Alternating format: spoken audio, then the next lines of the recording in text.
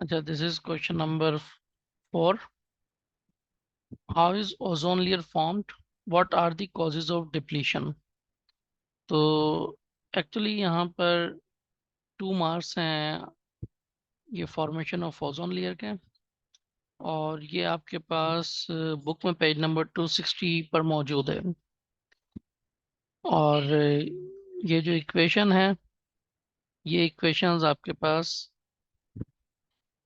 Page number 261 पे मौजूद है, और डिप्लीशन ऑफ ओजोन लेयर भी 261 पे मौजूद है। तो यहाँ पर जो आपको ये मेंशन करना है, ये तमाम ही चीज़ें ज़रूरी हैं, इक्वेशन भी ज़रूरी है। अच्छा, इक्वेशन ये बुक में ज़रा टाइपोग्राफिकल एरर है, इसको इस तरह से लिखा जाएगा।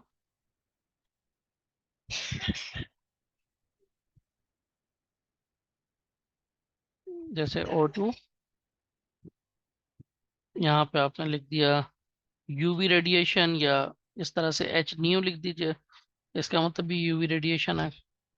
और इससे ये 2 ऑक्सीजन फ्री रेडिकल जो है जनरेट हो रहे हैं।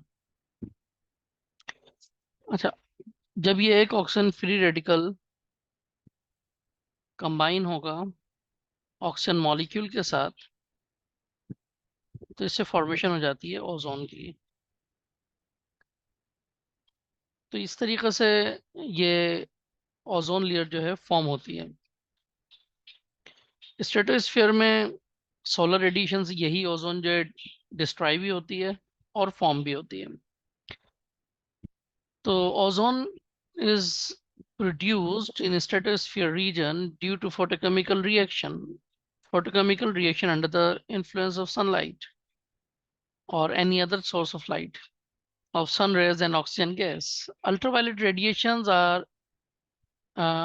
radiations of sunlight breaks oxygen molecule, जैसे कि यहाँ पे आप देख रहे हैं, into free radicals.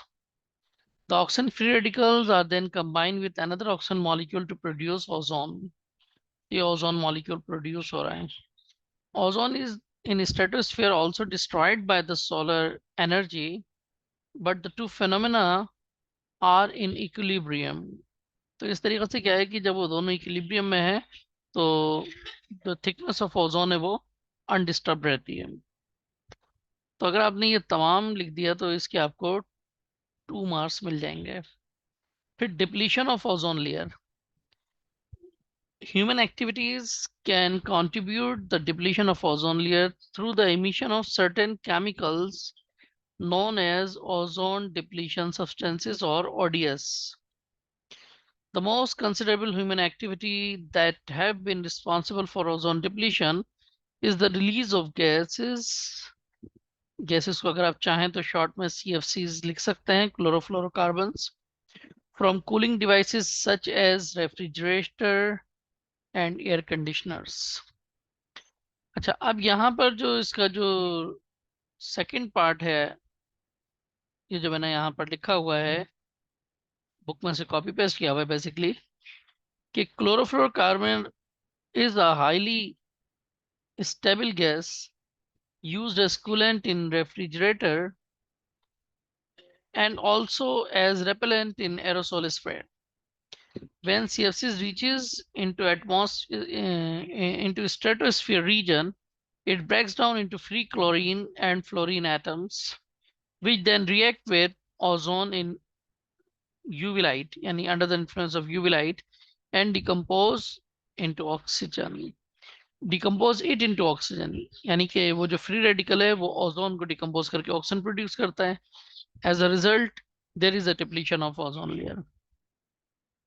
तो यहाँ तक आपको आंसर का लिखना जरूरी है, लेकिन अगर आपने यहाँ तक आंसर लिख दिया है then it would be the best.